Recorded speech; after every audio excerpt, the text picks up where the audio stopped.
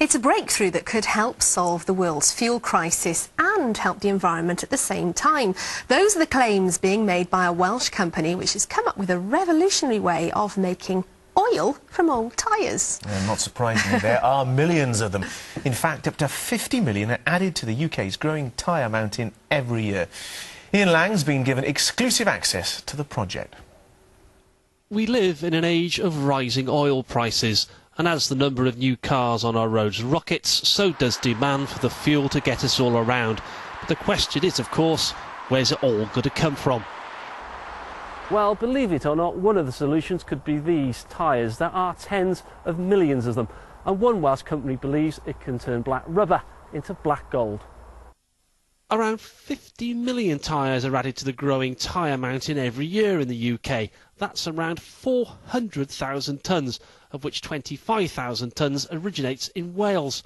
But the worry is the growth will outstrip our capacity to recycle. It's illegal to bury them, and there have already been well-publicised problems with dumping. This car is running on a mixture of diesel and the fuel produced from recycled tyres. It's taken a decade of research, but in the last few weeks we can reveal there's been a breakthrough. It's produced at this research unit near Wrexham. How they do it, of course, is a commercially sensitive secret, but the basics are straightforward. Basically what we do is we take rubber crumb like this that's been made from tyres, we put it into our process, like that, goes down through the process, through the heating process of our machine, and we drive off some gas, and some of that gas is turned back into oil, which we tap off the other end of the machine, and we use our oil to run cars.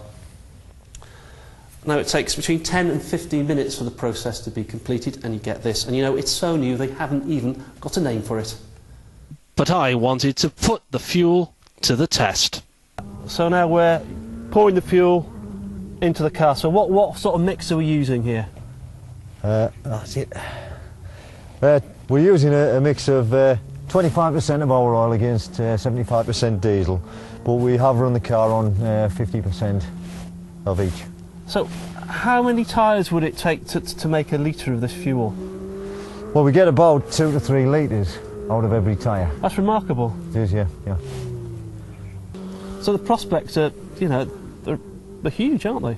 Yeah, absolutely. There's plenty of oil where we come from. Our spin round the Anglesey circuit didn't seem to do the car any harm. Of course, the companies say more research and, critically, investment is now needed.